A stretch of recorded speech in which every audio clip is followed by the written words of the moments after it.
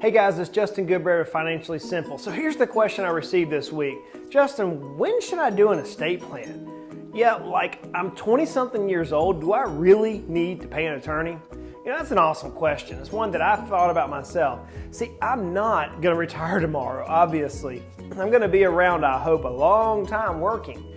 Many people, when they deal with estate planning, they think it's only for like 60, 70, 80, 90, and 100-year-olds, and like us 20 and 30-year-olds shouldn't even deal with it. And that could be the furthest thing from the truth.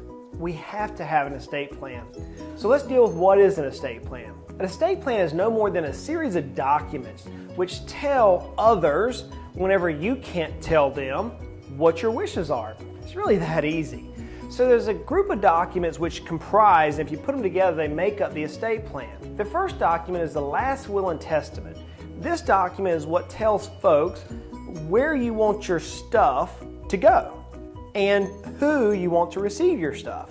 In the last will and testament, you're going to have a couple of key people who are going to help you with this.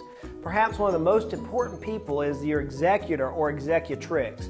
And basically that's a male or a female who is going to make your wishes come true. So if you want to leave that favorite baseball card collection to your brother, you can write it in your last will and testament. If you're like me and you have that secret family recipe and you want to give it to somebody, you can leave that in your last will and testament. And the executor or executrix is going to make sure that that person's or those persons will receive the stuff. Now inside the last will and testament, if you're like me and you have small kiddos, then you're also going to pick out a guardian. And that's the person who is going to take care of those kiddos in the event you can't or in the event you're gone. So you may have a mom or a dad or a real good close family friend or a brother or a sister, somebody. You're going to dictate inside that document who's going to be responsible, or the custodian or the guardian for that child or those children. You see, a last will and testament is very vital. You say, well, Justin, I don't have one. Well, technically you do. If you haven't taken the time to write it out, then your state has a last will and testament. It's called intestate. The last thing I want is having the government tell my children where they're going to go. No, not cool. So once you knock out that last will and testament, then you're going to deal with your power of attorney. Now your power of attorney, there's actually two different documents comprised of what's called the power of attorneys. So the healthcare power of attorney deals with it in this way. Let's assume that I'm out walking in the mountains like I was this last week, and I slip and I fall and I'm rolling down the ravine, and all of a sudden I hit my head on a rock. Accidents happen though. Let's just assume that's the case. Well, now I'm all of a sudden up in the hospital and I'm unconscious. I need somebody to make decisions for me while I can't. So I've chosen my wife to act as my health care power of attorney. She knows me. She knows me more than I know myself sometimes, right?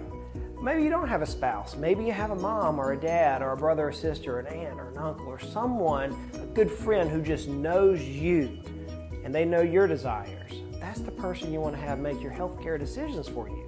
Outside of healthcare, you also have what's called a financial power of attorney. Again, I'm hiking, I slip, I roll down the ravine, hit my head on a rock, I'm in the hospital, but I need to pay some bills. Who's going to do that for you?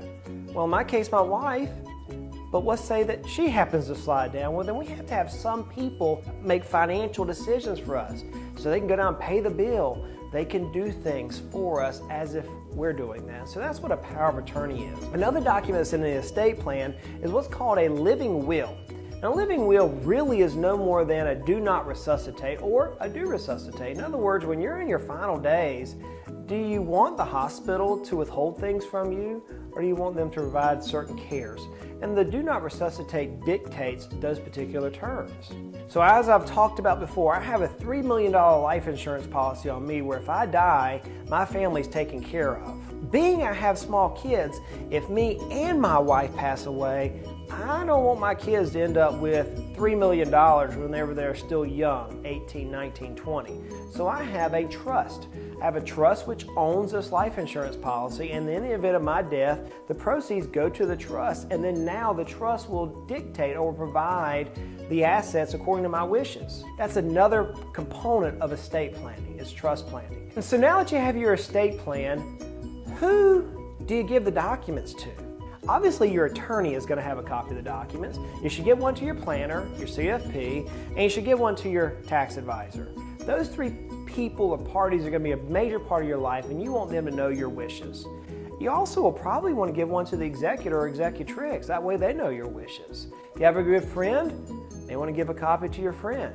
But you're going to maintain a copy, and what I do and what I recommend people do is use a safe at home.